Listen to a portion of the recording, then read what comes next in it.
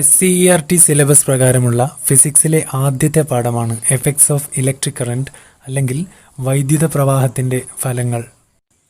തുടർന്ന് വരുന്ന പാഠങ്ങൾ കൃത്യമായി ലഭിക്കുന്നതിന് വേണ്ടി ചാനൽ സബ്സ്ക്രൈബ് ചെയ്യുക, ബെല്ലൈക്കൺ അമർത്തുക.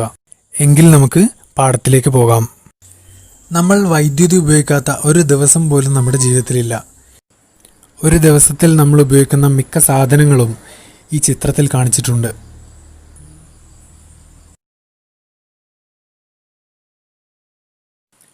ഇവയെല്ലാം നമുക്ക് സുപരിചിതമായ ഇലക്ട്രിക് ഉപകരണങ്ങളാണ്. മേൽപ്പറഞ്ഞ എല്ലാ ഉപകരണങ്ങളിലും വൈദ്യുതി മറ്റൊരു ഊർജമായി മാറുന്നു. ഇപ്പറഞ്ഞത് നമുക്ക് വിശദമായിട്ടൊന്ന് നോക്കാം. ചില ഉദാഹരണങ്ങൾ. ഒരു ബൾബിൽ വൈദ്യുതോർജം പ്രകാശോർജമായി മാറുന്നു. ഇസ്തിരിപ്പെട്ടിയിൽ വൈദ്യുതോർജം താപോർജമായി മാറുന്നു. ഒരു ഫാനിലാകട്ടെ വൈദ്യുതോർജം ഗതികോർജമായി മാറുന്നു. ഇതിനെ നമുക്ക് വൈദ്യുത പ്രവാഹത്തിന്റെ ഫലം അല്ലെങ്കിൽ എഫക്ട്സ് ഓഫ് ഇലക്ട്രിക് കറന്റ് എന്ന് പറയാം. അത്തരത്തിലുള്ള 3 എഫക്റ്റുകളുണ്ട്. അല്ലെങ്കിൽ electric current has 3 effects: heating effect, magnetic effect, chemical effect. താപീയ പ്രഭാവം, കാന്തിക പ്രഭാവം, രാസപ്രഭാവം. ഇനി നമുക്ക് ഇലക്ട്രിക് കറന്റിന്റെ ഹീറ്റിംഗ് എഫക്റ്റ് നോക്കാം, അല്ലെങ്കിൽ വൈദ്യുത പ്രവാഹത്തിന്റെ താപഫലം എന്താണുള്ളത് നോക്കാം. ഇലക്ട്രിക് എനർജിയെ ഹീറ്റ് എനർജിയാക്കി മാറ്റുന്ന അല്ലെങ്കിൽ വൈദ്യുതോർജ്ജത്തെ താപോർജ്ജമാക്കി മാറ്റുന്ന ഒരുപാട് ഉപകരണങ്ങൾ നമ്മുടെ നിത്യജീവിതത്തിലുണ്ട്. അയൺ ബോക്സ്, ഹീറ്റർ, സ്റ്റവ്, അതുപോലെ ഓവൻ, വാട്ടർ ഹീറ്റർ, ഇതൊക്കെ ഉദാഹരണങ്ങളാണ്. ഹീറ്റ് എനർജിയെ കുറിച്ച് പഠിക്കാൻ വേണ്ടിയിട്ട് നമുക്കൊരു പരീക്ഷണം നടത്തി നോക്കാം. ചിത്രത്തിൽ കാണിച്ചിരിക്കുന്ന പോലെ ഒരു നിക്രോമിന്റെ വയർ നമ്മൾ ഒരു 6 വോൾട്ട് ബാറ്ററിയിൽ സീരീസ് ആയിട്ട് കണക്ട് ചെയ്യുക, അല്ലെങ്കിൽ ശ്രേണിയിൽ കണക്ട് ചെയ്യുക. ഇനി ഞാനിവിടെ ഒരു സ്ക്രൂ ഡ്രൈവറിൽ ആ വയർ ചുറ്റിയിട്ടുണ്ട്, അതൊരു ബാറ്ററിയിലേക്ക് കണക്ട് ചെയ്തിട്ടുണ്ട്. ഇനി ഞാൻ സ്വിച്ച് ഓൺ ചെയ്താൽ അത് ചൂടായി ചുവന്ന് തുടുത്ത് പ്രകാശിക്കുന്നത് കാണാൻ പറ്റും. ഇനി അതിൻ്റെ ചൂട് ഒന്ന് ടെസ്റ്റ് ചെയ്യാൻ വേണ്ടിയിട്ട് ഞാനൊരു ഗ്ലാസ് വെള്ളത്തിലേക്ക് ഇതൊന്ന് ഡിപ്പ് ചെയ്യുകയാണ്. ഇപ്പോൾ വെള്ളം ചൂടായിട്ടുണ്ട്. ഇനി ഇത് നമുക്ക് തിളക്കുന്നതായിട്ട് കാണാൻ സാധിക്കും. ഇതിൽ നിന്നും കുമിളകൾ വരുന്നുണ്ടോ, ബബിൾസ് വരുന്നതിനകത്തും അത് തിളക്കുന്നുണ്ടെന്നാണ്. ടെമ്പറേച്ചർ ടെസ്റ്റ് ചെയ്യാൻ വേണ്ടിയിട്ട് നമുക്കൊരു തെർമോമീറ്റർ കണക്ട് ചെയ്ത് നോക്കാം. ടെമ്പറേച്ചർ ഗ്രാജുവലായിട്ട് ഇൻക്രീസ് ചെയ്ത് വരുന്നതായിട്ട് കാണാൻ സാധിക്കും. അതിനർത്ഥം ഈ നിക്രോം വയർ ഒരു ഹൈ റെസിസ്റ്റൻസ് ആണെന്നും അതിലൂടെ നമ്മൾ കറണ്ട് കടത്തി വിടുമ്പോൾ അത് ചൂടാവുന്നുണ്ടെന്നാണ്. ഇവിടെ law of conservation of energy അല്ലെങ്കിൽ ഊർജ്ജ സംരക്ഷണ നിയമവും പറയുന്നുണ്ട്. ഊർജ്ജം നമുക്ക് നിർമ്മിക്കാനോ നശിപ്പിക്കാനോ സാധ്യമല്ല. അതൊരു തരത്തിൽ നിന്നും മറ്റൊരു തരത്തിലേക്ക് മാറ്റാനേ സാധിക്കുകയുള്ളൂ. Energy can neither be created nor be destroyed. It can be transformed from one form to another. ഇവിടെ ബാറ്ററിയിൽ ഉണ്ടായിരുന്ന ഊർജ്ജമാണ് താപോർജ്ജമായി മാറിയത്. അതെവിടെ നിന്നും നമ്മൾ ഉണ്ടാക്കിയതല്ല. മേൽപ്പറഞ്ഞ പരീക്ഷണത്തിൽ നമ്മൾ ആ നിക്രോം വയറിന് അക്രോസ് ആയിട്ട് ഒരു വോൾട്ട് മീറ്ററും അതുപോലെ ആ സർക്യൂട്ടിൽ സീരീസ് ആയിട്ടൊരു അമ്മീറ്ററും കണക്ട് ചെയ്ത് കഴിഞ്ഞാൽ അവിടെയുള്ള വോൾട്ടേജും കറണ്ടും നമുക്ക് കാൽക്കുലേറ്റ് ചെയ്യാൻ സാധിക്കും. അങ്ങനെ നമ്മൾ ഇവിടെയുള്ള കറണ്ടും ചാർജും സമയവും തമ്മിൽ നമുക്കൊരു ബന്ധം കിട്ടും. അതാണ് കറണ്ട് I = Q/T. കറണ്ടിനെ നമ്മൾ I കൊണ്ട് സൂചിപ്പിക്കും, ചാർജ് Q, സമയം T. അതിൽ നിന്നും നമുക്ക് ചാർജ് Q = IT എന്നൊരു സമവാക്യവും ഉണ്ടാക്കിയെടുക്കാം.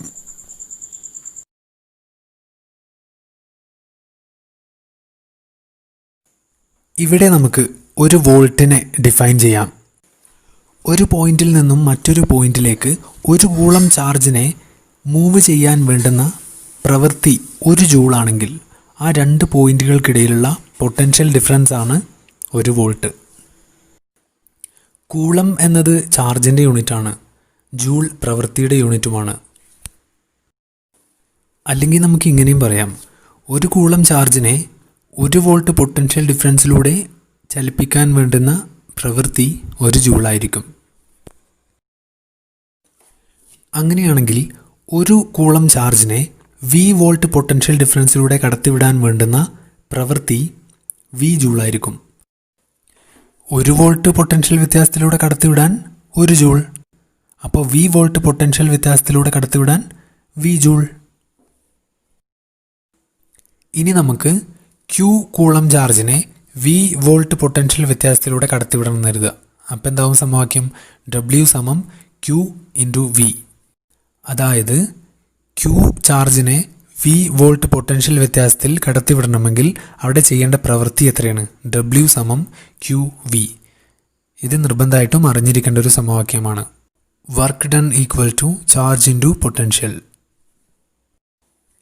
ഇനി പവർ എന്ന് പറഞ്ഞാൽ എന്താണ്? റേറ്റ് ഓഫ് വർക്ക് ഡൺ ആണ്.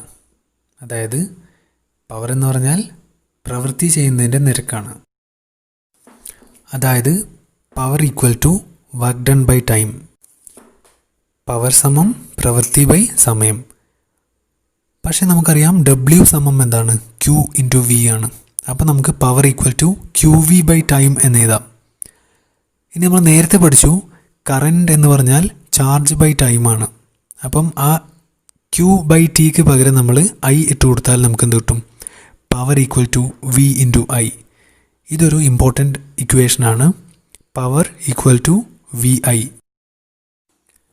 അപ്പം നേരത്തെ നമ്മൾ ചെയ്ത പരീക്ഷണത്തിൽ ബാറ്ററി സർക്യൂട്ടിലേക്ക് കൊടുത്ത എനർജി എത്രയാണെന്ന് അറിയാൻ ഈ പവറിനെ നമ്മൾ ടൈം കൊണ്ട് മൾട്ടിപ്ലൈ ചെയ്താൽ മതി.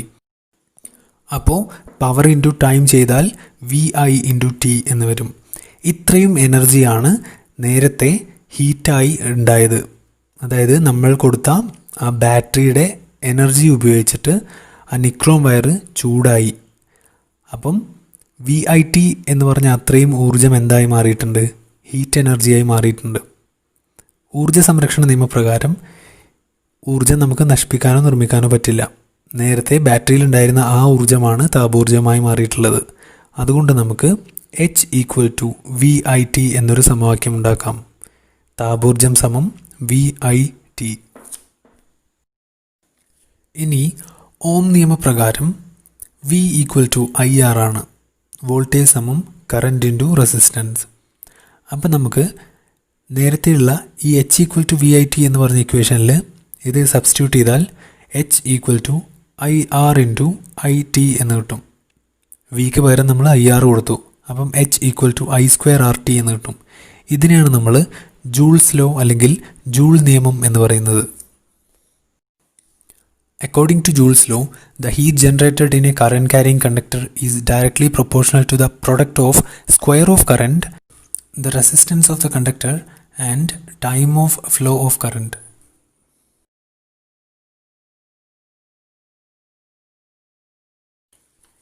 ഇനി ടെക്സ്റ്റിൽ കാണിച്ചിരിക്കുന്നത് പോലെ റെസിസ്റ്റൻസിൻ്റെയും കറൻറ്റിൻ്റെയും അതുപോലെ ടൈമിൻ്റെയൊക്കെ വാല്യൂസ് മാറ്റിക്കഴിഞ്ഞാൽ അവിടെ ഉണ്ടാകുന്ന ഹീറ്റിൻ്റെ അളവ് നമുക്ക് ഇതുപോലെ ടാബുലേറ്റ് ചെയ്യാം.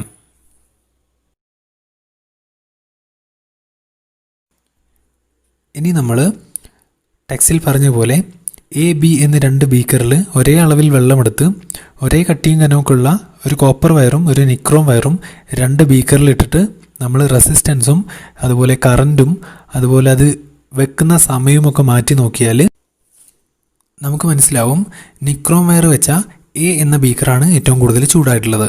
കാരണം നിക്രോം വയറിന് കോപ്പറിനേക്കാളും റെസിസ്റ്റൻസ് പ്രതിരോധം കൂടുതലാണ്. അതുപോലെ സമയം കൂട്ടി വെച്ചാലും കറണ്ട് കൂട്ടിയാലും ഒക്കെ നമ്മുടെ നിക്രോം വയർ വെച്ച പാത്രം തന്നെയാണ് കൂടുതൽ ചൂടാവുക.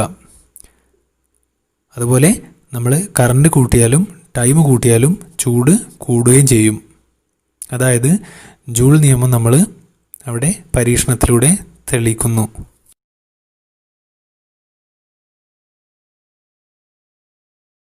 ഇനി നമുക്ക് ഈ പാഠത്തിൽ നമ്മൾ ഇതുവരെ പഠിച്ച ഇക്വേഷൻസ് ഒന്ന് നോക്കാം.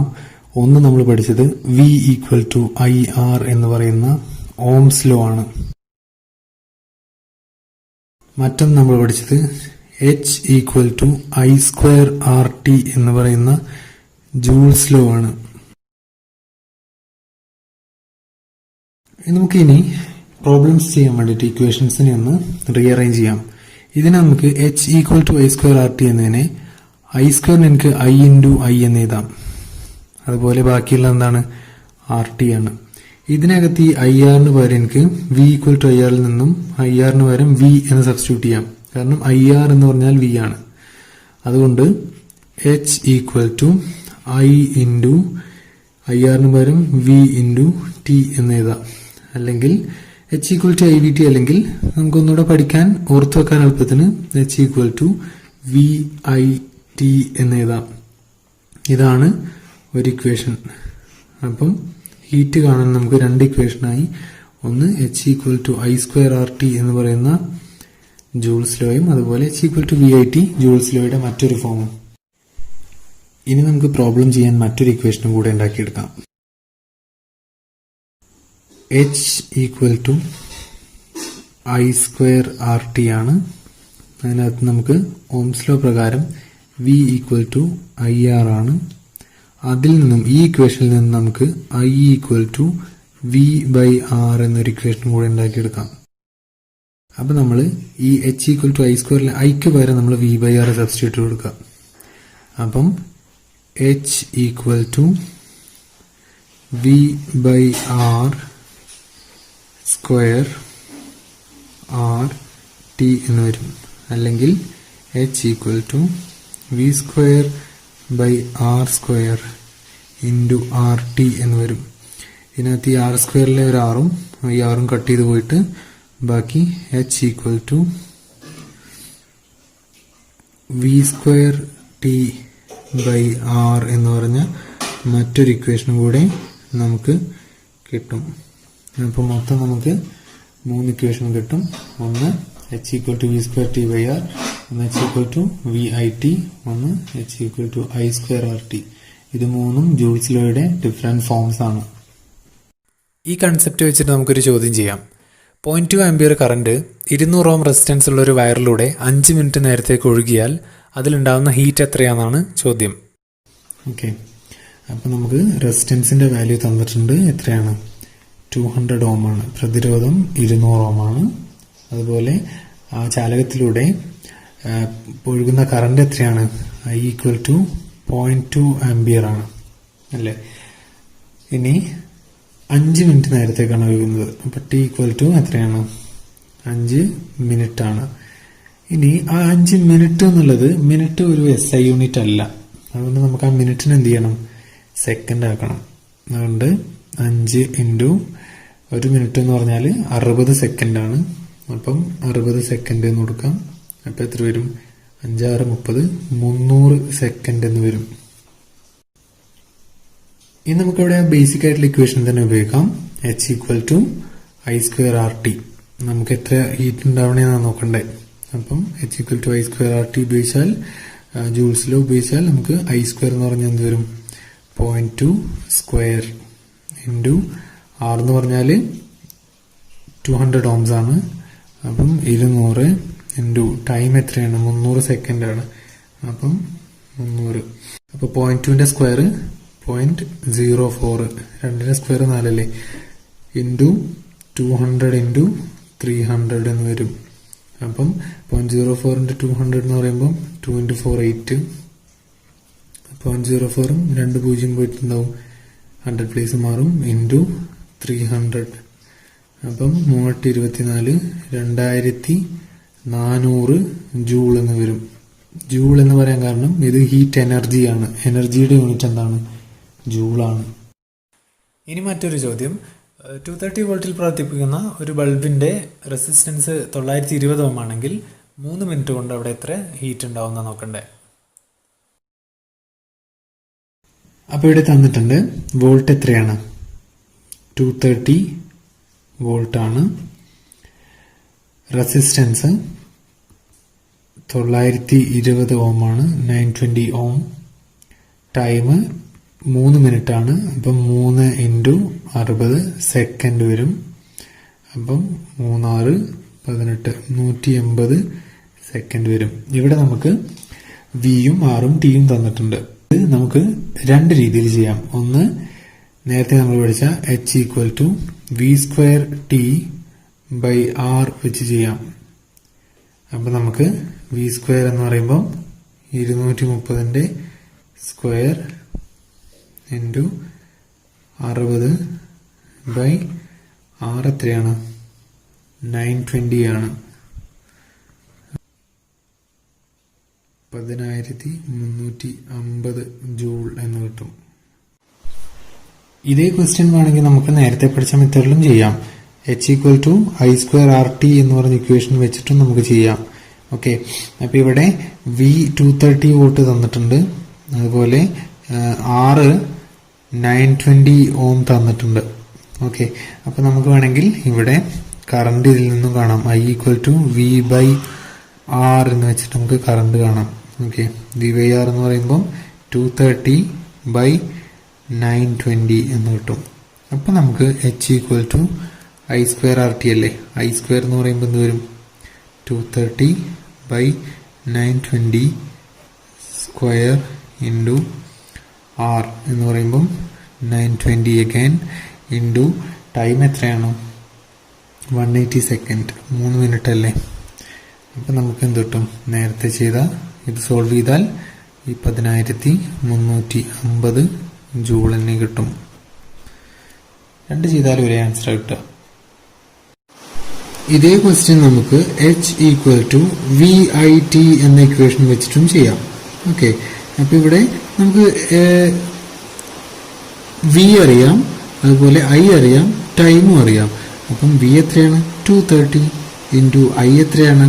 230 ബൈ 920 ഇൻറ്റു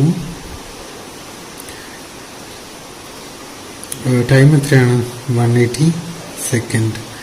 ഇത് നമ്മൾ സോൾവ് ചെയ്താലും നമുക്ക് സെയിം 10,350 ജൂൾ എന്ന് കിട്ടും. ഇനി നമുക്ക് ഒരു സർക്യൂട്ടിൽ റെസിസ്റ്റേഴ്സ്, പ്രതിരോധങ്ങൾ നമുക്ക് എങ്ങനെയൊക്കെ വെക്കാം എന്നുള്ളതാണ് നോക്കാനുള്ളത്. ആദ്യമേ നമുക്ക് എന്താണ് റെസിസ്റ്റൻസ് എന്നൊന്ന് അറിയാനുണ്ട്. പ്രതിരോധം അല്ലെങ്കിൽ റെസിസ്റ്റൻസ് എന്ന് പറഞ്ഞാൽ പേര് പോലെ തന്നെ കറണ്ടിൻ്റെ ഒഴുക്കിനെ തടയാനുള്ള ഒരു കണ്ടക്ടറിൻ്റെ അല്ലെങ്കിൽ ഒരു ചാലകത്തിൻ്റെ കഴിവിനെയാണ് നമ്മൾ പ്രതിരോധം എന്ന് പറയാം, അല്ലെങ്കിൽ ഒരു ഉപകരണത്തിൻ്റെ കറണ്ടിനെ തടയാനുള്ള കഴിവ്. ഈ ചിത്രത്തിൽ കാണുന്നതൊക്കെ പ്രതിരോധങ്ങളാണ്. ഇത് മാത്രമല്ല പ്രതിരോധങ്ങൾ, നമ്മൾ ഉപയോഗിക്കുന്ന മിക്ക സാധനങ്ങളും എന്താണ്? പ്രതിരോധങ്ങളാണ്. അതിനെ സാധാരണ ലോഡ് റെസിസ്റ്റൻസ് എന്ന് പറയും. ബൾബ്, ഫാന്, ട്യൂബ്, അതുപോലെ മിക്സി, ഗ്രൈൻഡർ, ഇതൊക്കെ എന്താണ്? പ്രതിരോധങ്ങളാണ്. എല്ലാ ഉപകരണങ്ങളും പ്രതിരോധങ്ങളാണ്. നമ്മൾ ഉപയോഗിക്കുന്ന മിക്ക സാധനങ്ങളും പ്രതിരോധങ്ങളാണ് എന്ന കാരണം കൊണ്ടാണ് അവ എങ്ങനെ സർക്യൂട്ടിൽ കണക്ട് ചെയ്യണമെന്ന് പഠിക്കേണ്ടിയിരിക്കുന്നത്. ഏതൊക്കെ രീതിയിൽ പ്രതിരോധങ്ങളെ സർക്യൂട്ടിൽ കണക്ട് ചെയ്യാം? പ്രതിരോധങ്ങളെ നമുക്ക് രണ്ട് രീതിയിൽ കണക്ട് ചെയ്യാം, സീരീസ് ആയിട്ടും പാരലലായിട്ടും. സീരീസ് അല്ലെങ്കിൽ ശ്രേണി എന്ന് പറഞ്ഞാൽ ഒന്നിൻ്റെ അറ്റം പിടിച്ച് മറ്റൊന്നിലേക്ക് വെച്ച് വരിവരിയായി കണക്ട് ചെയ്യുന്ന രീതിയാണ്. ഇനി സമാന്തര കണക്ഷൻ അല്ലെങ്കിൽ പാരലൽ കണക്ഷൻ എങ്ങനെയാണ്? എല്ലാ പ്രതിരോധങ്ങളുടെയും ഒരറ്റം കൂട്ടിമുട്ടിക്കുന്നു, മറ്റേ അറ്റവും കൂട്ടിമുട്ടിക്കുന്നു, എന്നിട്ട് അതിലേക്ക് എന്ത് ചെയ്യുന്നു? കണക്ഷൻ കൊടുക്കുന്നു. രണ്ടാമത്തെ ചിത്രത്തിൽ കാണിച്ചിരിക്കുന്ന പോലെ. ഇനി നിങ്ങളുടെ ടെക്സ്റ്റിൽ കാണിക്കുന്നത് പോലെ നമുക്ക് ഈ ബൾബുകൾ സമാന്തരമായിട്ടും ശ്രേണിയിലും ഒന്ന് കണക്ട് ചെയ്ത് നോക്കാം. ഇതിൽ റെഡ് കളറിലുള്ള വയർ ഫേസും മറ്റത് ന്യൂട്രലുമാണ്. ആദ്യം സീരീസ് നോക്കാം. ഓരോ ബൾബിൻ്റെയും അറ്റത്തെ വയർ ഞാൻ തൊട്ടടുത്ത ബൾബിലേക്ക് കൊടുത്തിട്ടുണ്ട്. ഇങ്ങനെ കണക്ട് ചെയ്യുന്നതിനാണ് നമ്മൾ സീരീസ് കണക്ഷൻ എന്ന് പറയാം. ഇനി നമ്മൾ കണക്ട് ചെയ്ത് സ്വിച്ച് ഓൺ ചെയ്ത് കഴിഞ്ഞാൽ 3 ബൾബും പ്രകാശിക്കും, പക്ഷേ മങ്ങിയ വെളിച്ചായിരിക്കും. ഇതാണ് സീരീസ് കണക്ഷൻ്റെ ഒരു ഡീമെറിറ്റ്. ഇനി നമുക്കതിലെ കറൻറ്റും അതുപോലെ വോൾട്ടേജൊക്കെ ഒന്ന് മെഷർ ചെയ്ത് നോക്കാം. ഇപ്പോൾ ഞാൻ വോൾട്ടേജ് മെഷർ ചെയ്യാണ്. അതിലേക്ക് കൊടുത്തിട്ടുള്ളത് ഏകദേശം 300 വോൾട്ടാണ്. ഇനി നമുക്ക് ഓരോ ബൾബിലും കിട്ടുന്ന വോൾട്ടേജ് എത്രയാണെന്ന് നോക്കാം. ഏകദേശം ഓരോ ബൾബിലും എനിക്ക് 100 വെച്ചിട്ട് കിട്ടും. ഒന്നാമത്തേൽ 117 ഇനി അടുത്തതിൽ ഞാൻ നോക്കുമ്പോൾ എനിക്ക് ഏകദേശം 109 അതുപോലെ മൂന്നാമത്തേലും 100 കിട്ടുന്നുണ്ട്. അപ്പോൾ സീരീസ് കണക്ഷനിൽ വോൾട്ടേജ് എല്ലായിടത്തും ഒരുപോലെ എത്തും. ഇനി കറണ്ട് എങ്ങനെയാണെന്ന് നോക്കാം. കറണ്ട് ആദ്യം അതിലേക്ക് എത്ര പോകുന്നു എന്നുള്ളത് നോക്കാം.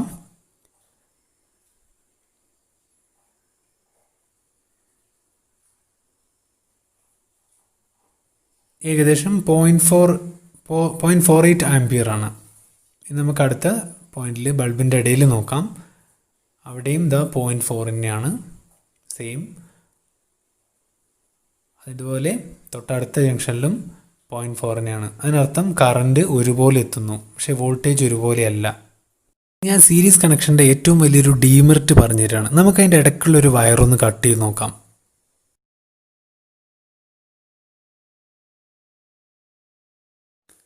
കട്ട് ചെയ്തപ്പോൾ കണ്ടോ, ആ ബൾബ് മുഴുവൻ ഓഫായി.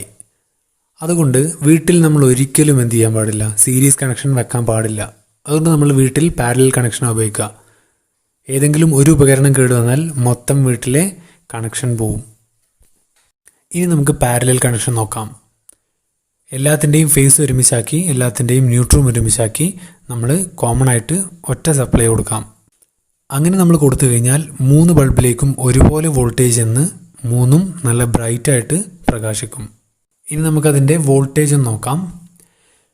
അതിലേക്ക് ചെല്ലുന്നത് ഏകദേശം 288 ആണ്.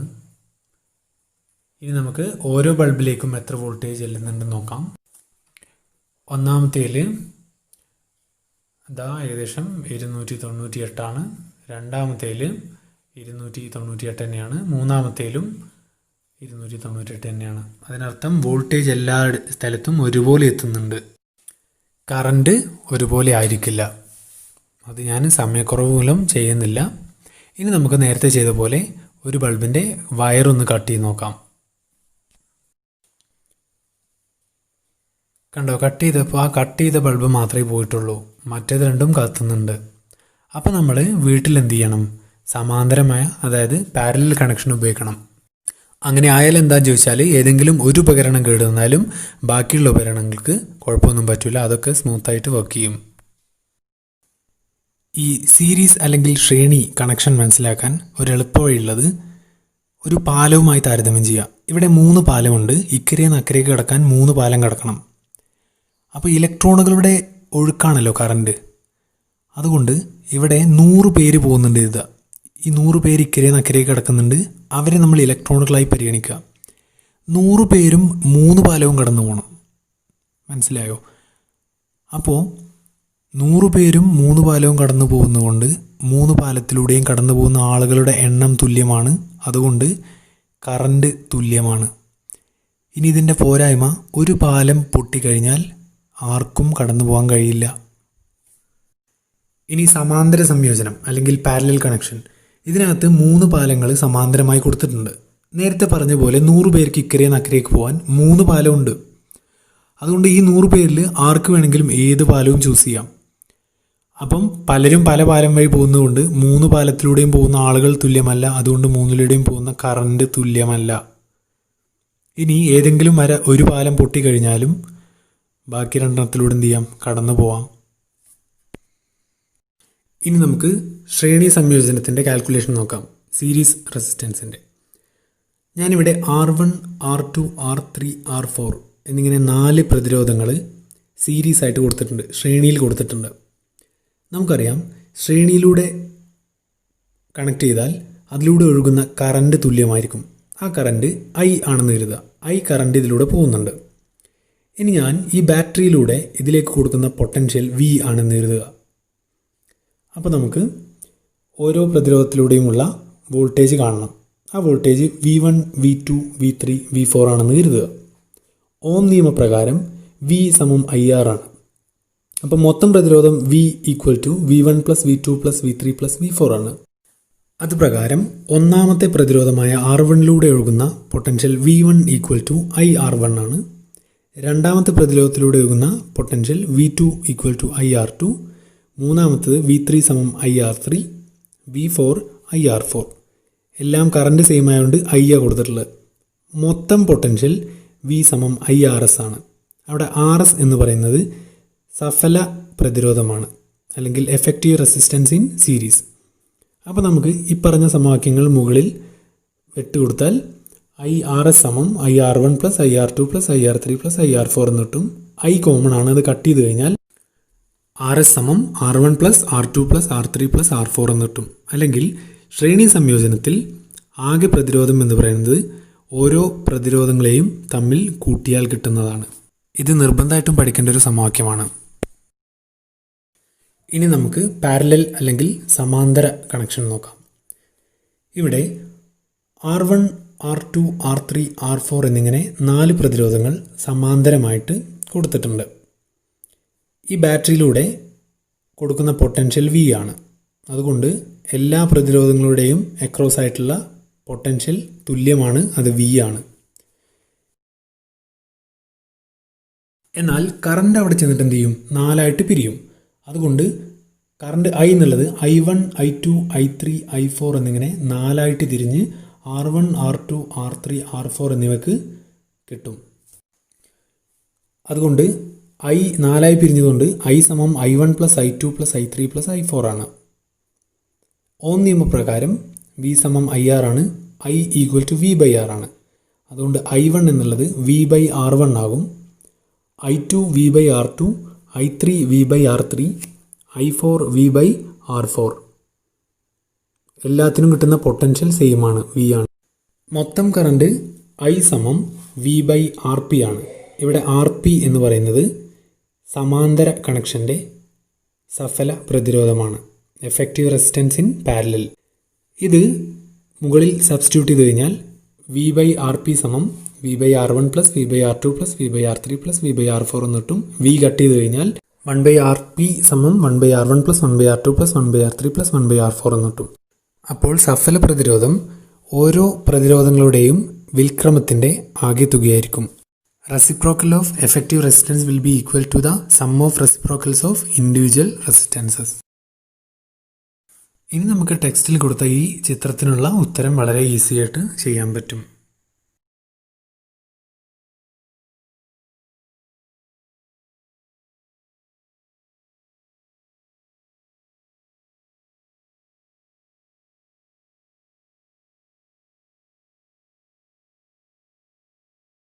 ഇനി ടെക്സ്റ്റിൽ തന്ന ഈ കുളത്തിനകത്ത് ശ്രേണിയാണെങ്കിൽ സഫല പ്രതിരോധം കൂടും, സമാന്തരം കുറയും. ശ്രേണിയിൽ ഓരോ പ്രതിരോധങ്ങളുടെയും ഒഴുകുന്ന കറണ്ട് തുല്യമായിരിക്കും, സമാന്തര രീതിയിൽ വ്യത്യസ്തമായിരിക്കും. ശ്രേണിയിൽ ഓരോ പ്രതിരോധത്തിലൂടെയും ഒഴുകുന്ന പൊട്ടൻഷ്യൽ വ്യത്യസ്തമായിരിക്കും, എന്നാൽ സമാന്തര രീതിയിൽ പൊട്ടൻഷ്യൽ തുല്യമായിരിക്കും. അതുപോലെ ശ്രേണിയിൽ നമുക്ക് സെപ്പറേറ്റ് സ്വിച്ച് കൊടുക്കാൻ പറ്റില്ല, സമാന്തരമാകുമ്പോൾ സെപ്പറേറ്റ് സ്വിച്ച് കൊടുക്കാം. ടെക്സ്റ്റിലൊരു ചോദ്യം, 4 ഓം 2 ഓം പ്രതിരോധങ്ങൾ 6 വോൾട്ടിന് അക്രോസ് ആയിട്ട് നമ്മൾ കൊടുത്താൽ അവിടെ കറണ്ട് എത്രയാണെന്നുള്ളതാണ് ചോദ്യം. ഇവിടെ പൊട്ടൻഷ്യൽ 6 വോൾട്ടും അതുപോലെ പ്രതിരോധം 1 4 ഓമും മറ്റത് 2 ഓമും തന്നിട്ടുണ്ട്. അപ്പം നമുക്ക് ശ്രേണിയിലാണ് കൊടുത്തിട്ടുള്ളത്. മൊത്തം ശ്രേണിയിലാകുമ്പോൾ സഫല പ്രതിരോധം എത്രയാണ്? RS സമം R1 പ്ലസ് R2 ആണ്. അതെന്ത് വരും? 4 പ്ലസ് 2 വരും, 6 ഓം വരും. ഇനി ഓം നിയമപ്രകാരം V സമം IR ആണ്. അപ്പം നമുക്ക് കറണ്ടാണ് കാണാനുള്ളത്. I സമം V ബൈ R വരും. അപ്പോൾ I സമം V എത്ര തന്നിട്ടില്ലേ? 6 വോൾട്ട് അല്ലേ? പ്രതിരോധം എത്ര കിട്ടിയേ? 6 ഓം അല്ലേ? അപ്പം നമുക്ക് 1 ആംപിയർ എന്ന് കിട്ടും. ഇനി മറ്റൊരു ചോദ്യം, 12 ഓം 4 ഓം എന്നിവ സമാന്തരമായി കൊടുത്ത് അതിലേക്ക് 12 വോൾട്ട് പൊട്ടൻഷ്യൽ കൊടുത്താൽ അവിടെ കറണ്ട് എത്രയാണെന്നാണ്. ഇതിനകത്ത് R1 12, R2 4, വോൾട്ടേജ് 12 വോൾട്ട് തന്നിട്ടുണ്ട്. അപ്പോൾ സമാന്തരമാകുമ്പോൾ എഫക്റ്റീവ് റെസിസ്റ്റൻസ് സഫല പ്രതിരോധം എത്രയാവും? 1 ബൈ RP സമം 1 by R1 plus 1 by R2 ആണ്. അപ്പം എന്ത് വരും? 1 ബൈ 12 പ്ലസ് 1 ബൈ 4 എന്ന് വരും. 1 ബൈ RP സമം ഇതിനെങ്ങനെ ചെയ്യാം? ക്രോസ് മൾട്ടിപ്ലൈ ചെയ്യാം. 1 × 4 4 പ്ലസ് 12 × 1 12 ബൈ 12 × 4 24 48 സമം 12 16 ബൈ 48 വരും. അപ്പോൾ ഇതിൻ്റെ റെസിപ്രോക്കൽ വിൽക്രമം എടുക്കുക. അപ്പോൾ 1 ബൈ RP എന്നുള്ള എന്ത് RP ആവും? 48 ബൈ 16 ആവും. 48 ബൈ 16 ആണ് എത്രയാണ്? 32 3 ആണ് അല്ലേ? 3 ഓം ആണ്. അപ്പോൾ നമുക്ക് കറണ്ട് കാണാൻ എന്താണ്? I equal to V by R ആണ്. V എത്രയാണ്? 12 വോൾട്ടാണ് അല്ലേ? ഇപ്പോൾ പ്രതിരോധം കിട്ടിയത് 3 ഓം. ഇപ്പം എന്ത് വരും? 12 ബൈ 3 4 ആംപിയർ എന്ന് വരും. ഇനിയൊരു ചോദ്യം, 2 ഓം വീതമുള്ള 10 പ്രതിരോധങ്ങൾ സമാന്തരമായി കൊടുത്താൽ മൊത്തം പ്രതിരോധം എത്രയാണ്? ഇവിടെ R1, R2, R3 എല്ലാം എന്താണ്? അങ്ങനെ 10 വരെ അല്ലേ? R10 വരെ എത്രയാണ്? 2 ഓം ആണ്. അപ്പം ആകെ പ്രതിരോധം 1 ബൈ RP സമം 1 ബൈ 2 പ്ലസ് 1 ബൈ 2 അങ്ങനെ എത്ര പേര് വരും? 10 വരും. ഇനി ഇതിൻ്റെയൊക്കെ ഡിനോമിനേറ്റർ സെയിം ആണ്. അപ്പോൾ നമുക്ക് 2 അവിടെ പൊതുവായിട്ട് അവിടെ ഇടാം. ബാക്കി മുകളിൽ എത്ര ഉണ്ട്? 10. അപ്പോൾ 10 × 1 10, 10 ബൈ 2 5 ഓം 5 അല്ലേ? അപ്പോൾ നമുക്ക് ഇതിൻ്റെ വിൽക്രമം എടുത്താൽ 1/RPൻ്റെ വിൽക്രമം റെസിപ്രോക്കലി RP ഈക്വൽ ടു 5ൻ്റെ വിൽക്രമം 1/5 ഓം എന്ന് വരും. വൈദ്യുതിയുടെ താപഫലം ഉപയോഗിച്ച് വർക്ക് ചെയ്യുന്ന കുറച്ച് ഉപകരണങ്ങളാണിത്. പ്രത്യേകത ഉയർന്ന റെസിസ്റ്റിവിറ്റി ആയിരിക്കും, ഉയർന്ന ഉരുകൽ നിലയായിരിക്കും, ചുവന്ന് ചുട്ടുപോയത്ത അവസ്ഥയിൽ കുറേ നേരം നിൽക്കാൻ കഴിയും. അതുപോലെ താപീയ വികാസം വളരെ കുറവായിരിക്കും. താപീയ വികാസം എന്ന് പറഞ്ഞാൽ ചൂടായി കഴിഞ്ഞാൽ വികസിക്കാനുള്ള ആ കഴിവ് അത് കുറവായിരിക്കും, വികസിക്കൂല. ഇത്തരം ഉപകരണങ്ങളുടെ കോയിൽ നിക്രോം കൊണ്ടാണ് ഉണ്ടാക്കുക. നിക്കൽ, ക്രോമിയം, അയൺ ഇത് മൂന്നിൻ്റെയും അലോയ് അല്ലെങ്കിൽ സങ്കരമാണ് നിക്രോം. നമ്മുടെ എല്ലാവരുടെയും വീട്ടിൽ ഇലക്ട്രിക് ഫ്യൂസ് ഉണ്ട്. നമ്മുടെ വീട്ടിലെ ഉപകരണങ്ങളെ സംരക്ഷിക്കാൻ വേണ്ടിയിട്ടാണ് ഇലക്ട്രിക് ഫ്യൂസ്. ഓവർലോഡിങ്ങോ ഷോർട്ട് സർക്യൂട്ടോ ഉണ്ടായിക്കഴിഞ്ഞാൽ നമ്മുടെ ഫ്യൂസ് മെൽറ്റായിട്ട് അലിഞ്ഞിട്ട് എന്ത് ചെയ്യും, നമ്മുടെ കണക്ഷൻ കട്ടാവും. അതുവഴി ബാക്കി ഉപകരണങ്ങൾ സേഫ് ആകും. നമ്മളെപ്പോഴും ശ്രേണിയിലാണ്, സീരീസ് ആയിട്ടാണ് ഫ്യൂസ് കണക്ട് ചെയ്യുക. ജൂൾ നിയമപ്രകാരം കൂടുതൽ കറണ്ട് വന്നു കഴിഞ്ഞാൽ താപനില ഒരുപാട് ഉയരും. അത് കാരണം ഫ്യൂസിൻ്റെ വയറ് അലിഞ്ഞു പോവും, ഉരുകിപ്പോവും. അത് താരതമ്യേന ബാക്കി ഉപകരണങ്ങളും അതുപോലെ ബാക്കി ലോഹങ്ങളുമായി താരതമ്യം ചെയ്യുമ്പോൾ അതിൻ്റെ ഉരുകൽ നില വളരെ കുറഞ്ഞതുകൊണ്ടാണ്. ശ്രേണിയിൽ കൊടുത്തതുകൊണ്ട് ഫ്യൂസ് വയർ ഉരുകിയില്ലാതായാൽ അതിലൂടെയുള്ള വൈദ്യുത പ്രവാഹം കറണ്ട് നിൽക്കും. അതുവഴി കറണ്ട് നമ്മുടെ ബാക്കി ഉപകരണങ്ങൾക്കുള്ള കറണ്ട് സപ്ലൈ കട്ട് ചെയ്തു പോകും. അങ്ങനെ ബാക്കി ഉപകരണങ്ങളെല്ലാം സേഫായി നമുക്ക് കിട്ടും. ഇനി നമ്മൾ ഫ്യൂസ് ഉപയോഗിക്കുമ്പോൾ ശ്രദ്ധിക്കേണ്ട കുറച്ച് കാര്യങ്ങൾ. ഫ്യൂസിൻ്റെ രണ്ടറ്റങ്ങളും ദൃഢമായിട്ട് ബന്ധിപ്പിച്ചിരിക്കണം. ഫ്യൂസ് കാരിയർ ബേസിൽ നിന്ന് പുറത്തേക്ക് തള്ളി നിൽക്കരുത്. അതുപോലെ ശരിയായ ആംബിയറേജ്, കറണ്ട് സ്പെസിഫിക്കേഷനുള്ള ഫ്യൂസ് വയർ തന്നെ ഉപയോഗിക്കണം. ടിന്നും ലെഡും ചേർന്ന ഒരു സങ്കരം, ഒരു അലോയിയാണ് നമ്മൾ സാധാരണ ഫ്യൂസ് വയറിന് വേണ്ടി ഉപയോഗിക്കാറുള്ളത്. ഇനി നമുക്ക് എന്താണ് വൈദ്യുത പവർ എന്ന് നോക്കാം. നമ്മൾ സാധാരണ ഉപകരണങ്ങളിലൊക്കെ ഇത്ര വാട്ട് എന്ന് എഴുതിയിട്ടുണ്ടാവും. അത് എത്രത്തോളം വൈദ്യുത ഊർജം ഉപയോഗിക്കുന്നു എന്നതിൻ്റെ അളവാണ് വൈദ്യുത പവർ. ഒരു സെക്കൻഡിൽ ഒരു ഉപകരണം ഉപയോഗിച്ച് തീർക്കുന്ന വൈദ്യുതോർജ്ജത്തിനെയാണ് വൈദ്യുത പവർ എന്ന് പറയുന്നത്.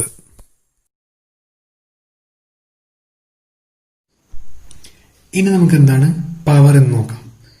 പവർ എന്ന് പറഞ്ഞാൽ പ്രവൃത്തി ബൈ സമയമാണ്, അല്ലെങ്കിൽ വർക്ക് ഡൺ പെർ യൂണിറ്റ് ടൈമാണ്.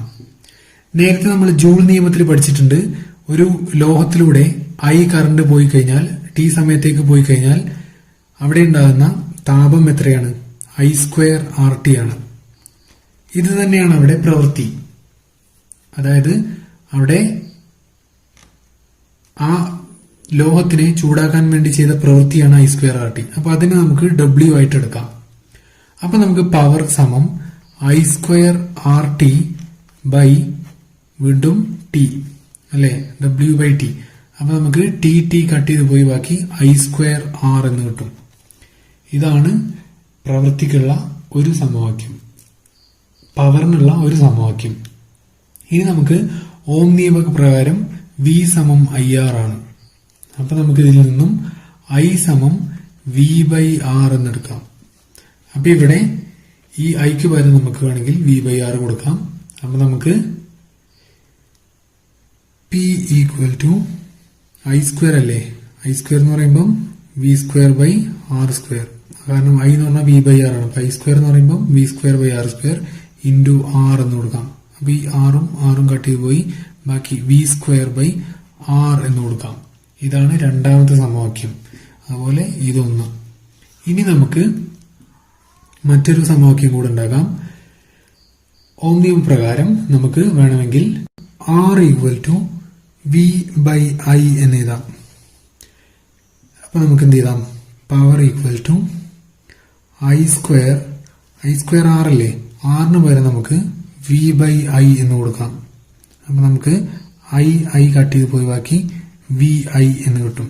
അങ്ങനെ നമുക്ക് 3 സമവാക്യങ്ങളുണ്ട്. ഒന്ന് I² R, ഒന്ന് V²/R, ഒന്ന് VI അല്ലെങ്കിൽ IV. ഇനി ആംബിയറേജ് എന്ന് പറഞ്ഞാൽ വാട്ടേജിന്റെയും വോൾട്ടേജിന്റെയും അനുപാതമാണ്, വാട്ടേജിന്റെയും വോൾട്ടേജിന്റെയും റേഷ്യോ. ഇനി ടെക്സ്റ്റിലെ ഒരു ചോദ്യം നോക്കാം. ഒരു സർക്യൂട്ടിലെ ഒരു ഉപകരണം 540 വാട്ട് പവർ ഉപയോഗിക്കുന്നു. അതിന്റെ വോൾട്ടേജ് 230 ആണ്. അപ്പോൾ amperage just wattage by voltage ചെയ്താൽ മതി. അപ്പം 540/230 2.4 ആംപിയർ കിട്ടും. അതുപോലെ 115 ഓം പ്രതിരോധമുള്ള ഒരു താപന ഉപകരണത്തിലൂടെ 2 ആംപിയർ കറണ്ട് പ്രവഹിക്കുന്നുണ്ടെങ്കിൽ ഉപകരണത്തിൻ്റെ പവർ എത്രയാണെന്നുള്ളതാണ്. അപ്പം പവറിൻ്റെ സമവാക്യം I²R ആണ്. ഇവിടെ ആറും ഐയും തന്നിട്ടുണ്ട്. അപ്പോൾ നമുക്ക് 2² × 115 460 വാട്ട് എന്ന് കിട്ടും. ടെക്സ്റ്റിലെ മറ്റൊരു ചോദ്യം, 230 വോൾട്ടുള്ള ഒരു ബൾബിലൂടെ 0.4 ആംപിയർ കൊടുത്താൽ അതിലെ പവർ എത്രയാണെന്നാണ്. നമുക്ക് VI വെച്ചിട്ട് 230 × 4 92 വാട്ട് എന്ന് കിട്ടും. നമ്മൾ സാധാരണയായി വീടുകളിൽ കണ്ടുവരാറുള്ള ബൾബുകളാണ് ഇൻകാൻഡസെൻ്റ് ബൾബുകൾ. ഇതിനകത്ത് ഒരു ചെമ്പ് കമ്പിയും ഒരു ടങ്സ്റ്റൺ വയറുമുണ്ട്. ഇതിനകം വായു ശൂന്യമാക്കിയിട്ടുണ്ട്. അല്ലാത്ത പക്ഷം ഓക്സീകരണം സംഭവിച്ച്, അതായത് ഓക്സിജനുമായി ടങ്സ്റ്റൺ റിയാക്ട് ചെയ്ത് അതില്ലാതായി പോകും. അതുപോലെ ബാഷ്പീകരണം തടയുന്നതിന് വേണ്ടി, ഇവാപ്രൈസേഷൻ തടയുന്നതിന് വേണ്ടി അതിനകത്ത് ഒരു നിഷ്ക്രിയ അല്ലെങ്കിൽ ഉത്കൃഷ്ടവാതകം നിറച്ചിട്ടുണ്ട്. നിയോൺ, ആർഗൺ തുടങ്ങിയവയാണ് ഉത്കൃഷ്ടവാതകങ്ങൾ. അവ ആരുമായും റിയാക്ട് ചെയ്യില്ല. എന്നാൽ ഈയിടെയായി ബൾബുകളിൽ നൈട്രജൻ നിറക്കാറുണ്ട്. ഇനി എന്തുകൊണ്ടാണ് നമ്മൾ ടങ്സ്റ്റൺ ഉപയോഗിക്കുന്നത്? അതിന് ഹൈ റെസിസ്റ്റിവിറ്റിയാണ്, അതുപോലെ ഉയർന്ന ദ്രവണാങ്കമാണ്, ഹൈ മെൽറ്റിംഗ് പോയിൻറ്റ്, പിന്നെ അത് വലിച്ചു നീട്ടാൻ പറ്റും, ഡക്റ്റൈലാണ്, അതുപോലെ അത് വെള്ള വെളിച്ചം തരുന്നു. ഇത്രയും കാരണങ്ങൾ കൊണ്ടാണ് ടങ്സ്റ്റൺ നമ്മൾ ഫിലമെൻ്റായി ഉപയോഗിക്കുന്നത്. ഇനി നമ്മൾ അവിടെ നിക്രോം ഉപയോഗിക്കാതിരിക്കാനുള്ള കാരണം, അത് ചൂടേ തരുള്ളൂ, അത് ചുട്ട് പഴുക്കേ ചെയ്യുള്ളൂ, പ്രകാശം പുറത്തേക്ക് തരില്ല.